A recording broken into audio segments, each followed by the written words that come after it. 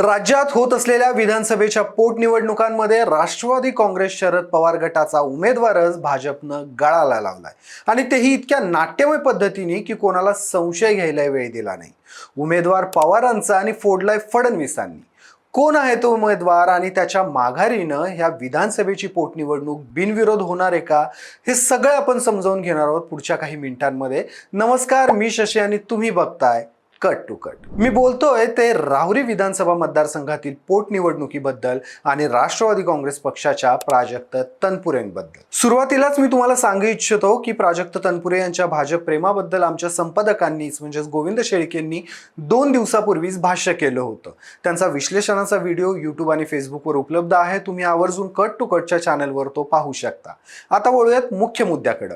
राहुरीमध्ये पोटनिवडणूक लावली आहे। शिवाजीराव कर्डिले यांच्या अकस्मात निधनानंतर भाजपकडून त्यांचे पुत्र अक्षय कर्डिले यांना तिकीट देण्यात आले आणि माजी आमदार राहिलेले प्राजक्त तनपुरे यांनी या पोटनिवडणुकीत अक्षय कर्डिलेंच्या विरोधात उभे राहण्याचं बोलून दाखवलं होतं। त्यांनी तशी घोषणाही केलेली। त्याचीच पार्श्वभूमी म्हणून त्यांनी महाजनादेश यात्रा देखील काढलेली। पण आता ऐनवेळी त्यांनी आपली उमेदवारी माघारी घेतोय अशी घोषणा केली आणि गंमत म्हणजे त्यांनी आपली उमेदवारी माघारी ही आपल्या पक्षाच्या नेत्यांच्या सांगण्यावरून किंबहुना स्वतःच्या मनानं घेतलेली नाहीये। ज्या भाजप विरुद्ध ते निवडणूक लढवणार होते त्या भाजप नेत्यांच्या सांगण्यावरून त्यांनी आपली उमेदवारी मागे घेतली। त्यावरून आता राज्यभर राष्ट्रवादीचे नेते भाजपच्या सांगण्यावरून उमेदवारी माघार घेतायत हा विषय चर्चेत आलाय। मुळातच पक्षनिष्ठा वैचारिक बैठका या काही एका रात्रीत बदलणारा विषय नसतो, त्याच्या मागे काळ जावा लागतो आणि काही घटना घडाव्या लागतात। प्राजक्त तनपुरे यांचा गेल्या काही कालावधीतला इतिहास जर बघितला तर रवींद्र चव्हाण यांनी आज सांगितलं म्हणून काही क्षणात त्यांनी आपला अर्ज माघारी घेतलेला नाहीये। या गोष्टींची सुरुवात मागील काही दिवसांमध्ये झालेली होती। गेल्या काही कालावधीमध्ये त्यांनी राष्ट्रवादी काँग्रेस शरद पवार पक्षात असताना देखील पक्षाचं चिन्ह आणि झेंडा या दोन्ही गोष्टींपासून थोडीशी दूरी ठेवली होती। इव्हन या विधानसभा पोटनिवडणुकीसाठीच काढलेल्या महाजनादेश यात्रेत त्यांनी आपल्याच पक्षाच्या आपल्या जिल्ह्यातले खासदार निलेश लंके यांना बोलवलं नव्हतं। गेल्या काही कालावधीमध्ये त्यांची कृती पाहिली तर लक्षात येत होतं की त्यांचं हळूहळू भगवीकरण व्हायला लागलंय। त्यांचं एक पोस्टर सोशल मीडियामध्ये मोठ्या प्रमाणात व्हायरल झालेलं, ज्यात इतके दिवस भाजपच्या कडव्या हिंदुत्वावर टीका करणारे प्राजक्त तनपुरे यांचा डोक्यावर भगवी टोपी आणि गळ्यात भगवा गमछा घातलेला फोटो होता। खरं राष्ट्रवादीच्या मुशीत घडलेले प्राजक्त तनपुरे यांचा भगव्या टोपी आणि गमछामधला हा फोटो सर्वांना अचंबित करणारा ठरला, कारण नेहमी शाहू फुले आंबेडकरांचा आणि पुरोगामित्वाचा वारसा सांगणाऱ्या राष्ट्रवादी काँग्रेस पक्षामधून ते कार्यकर्ता म्हणून तर घडलेच, सोबतच राष्ट्रवादी काँग्रेस पक्षाच्या स्थापनेपासून शरद पवारांसोबत असणारे आणि शरद पवार गटातील सर्वात वजनदार नाव असणारे, सोबत पुरोगामी म्हणवणारे जयंत पाटील यांचे प्राजक्त तनपुरे हे सख्खे भाचे आहेत। भाजपचे राधाकृष्ण विखे पाटील आणि प्रदेश अध्यक्ष रवींद्र चव्हाण यांनी प्राजक्त तनपुरे यांची त्यांच्या ऑफिसमध्ये भेट घेतली आणि त्यांच्यासोबत झालेल्या चर्चेनंतर प्राजक्त तनपुरे यांनी आपण उमेदवारी माघारी घेतोय अशी घोषणा केली।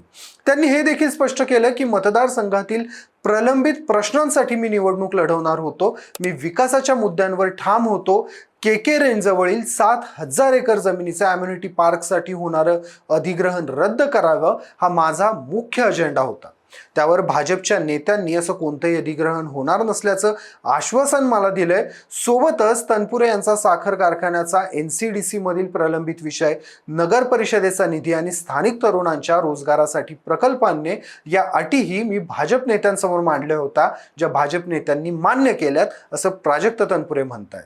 प्राजक्त तनपुरे यांनी उमेदवारी माघारी घेतल्यानंतर त्यांना भाजप प्रवेशाबद्दल देखील विचारलं गेलं, मात्र भाजपमध्ये प्रवेश करायचाच असता तर मी तो केव्हाच केला असता।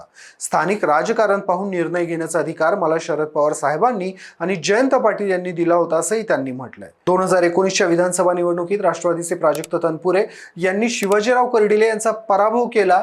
याच प्राजक्त तनपुरे यांच्या आई उषा तनपुरे यांचा पराभव शिवाजीराव कर्डिलेंनी केला होता। याच विधानसभा मतदारसंघातून 2019ला आमदार झाल्यावर प्राजक्त तनपुरे यांना महाविकास आघाडीचं सरकार सत्तेत असल्यामुळं सहकार खात्याचं मंत्रिपद देण्यात आलं होतं। पुढे 2022ला अनेक सत्तांतर आणि नाट्यमय घडामोडी राज्यात घडल्या। त्यानंतर 2024च्या निवडणुकीकडून राष्ट्रवादीतून पुन्हा प्राजक्त तनपुरे उभे राहिले, मात्र 2019च्या पराभवाचा वचपा काढत शिवाजीराव कर्डिले यांनी त्यांना पराभूत केलं। सध्याची पोटनिवडणूक ही भाजपसाठी प्रतिष्ठेची आहे, कारण शिवाजीराव कर्डिले यांनी काही दशक राहुरी मतदारसंघावर वर्चस्व जरी ठेवलं असलं तरी प्राजक्त तनपुरे यांना देखील तितकाच समर्थ राजकीय वारसा आहे. शिवाजीराव कर्डिले यांचे पुत्र अक्षय कर्डिले यांच्या तुलनेत प्राजक्त तनपुरे यांचा अनुभव हा कधीही दांडगा आहे. सोबतच महाजनादेश यात्रेत देखील प्राजक्त तनपुरे यांच्या मागे असणारा मॉब हा भाजपच्या नजरेतून सुटला नव्हता. त्यामुळे कुठे ना कुठे ही निवडणूक अक्षय कर्डिले यांच्यासारख्या नवख्या उमेदवाराला जड जाईल असा अंदाज भाजपनं बांधला होता. त्यातूनच भाजपकडून तनपुरे यांनी आपली उमेदवारी माघारी घ्यावी यासाठी प्रयत्न केले गेले, ज्या प्रयत्नांना यशही आलंय. या मागे आता कदाचित प्राजक्त तनपुरे यांचा भाजप प्रवेश घडवून पुढील काही महिन्यात होणाऱ्या विधान परिषदांच्या निवडणुकीत त्यांना आमदारकी दिली जाईल असा अंदाजही राजकीय वर्तुळातून व्यक्त केला जातोय. गेल्या काही दिवसांमध्ये प्राजक्त तनपुरे यांनी स्वतःची जी भगवी इमेज तयार केली जातीये ती इमेज देखील या अंदाजाला पोषक आहे. खरं राज्यातलं मुरब्बी राजकारणी असणारे जयंत पाटील यांचे प्राजक्त तनपुरे हे सख्खे भाचे आहेत. मी ठरवलं तर मी काय करू शकतो हे सांगली जिल्हा परिषदेच्या निमित्तानं जयंत पाटील यांनी करूनही दाखवलं. जयंत पाटील म्हणाले देखील होते, क्या बडा तो दम बडा. टप्प्यात आल्यावरच कार्यक्रम करायचा. मग कुठे ना कुठे प्राजक्त तनपुरे भाजपच्या जवळ जाण्यात जयंत पाटील यांचा सल्ला आहे का हा प्रश्न देखील या निमित्तानं उपस्थित होतो.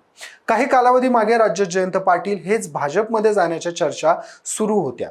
जयंत पाटील यांनी त्या दृष्टीनं काही वक्तव्य केलं नसलं तरी कुठे ना कुठे त्यांचा भाचा भाजपच्या गोटात जाणं हे जयंत पाटलांच्या भाजप अनुकूलतेला पूरक आहे की काय अशी चर्चा सध्या राज्याच्या राजकीय वर्तुळात सुरू झाली आहे. प्राजक्त तनपुरे यांनी उमेदवारी माघारी घेण्याबाबत तुमची मतं काय आहेत? सगळ्यात महत्त्वाचं, तनपुरे यांनी उमेदवारी माघार घेण्यात राष्ट्रवादी किंवा प्राजक्त तनपुरेंचे मामा जयंत पाटील यांचा काही रोल असू शकतो असं तुम्हाला वाटतं का? येणाऱ्या विधान परिषदेमध्ये भाजपकडून प्राजक्त तनपुरे हे विधान परिषदेवर दिसू शकतात का? तुमची मतं मला कमेंटमध्ये आवर्जून सांगा. व्हिडिओ आवडला असल्यास व्हिडिओला लाईक करा, शेअर करा आणि कट टू कटला सबस्क्राईब करायला विसरू नका.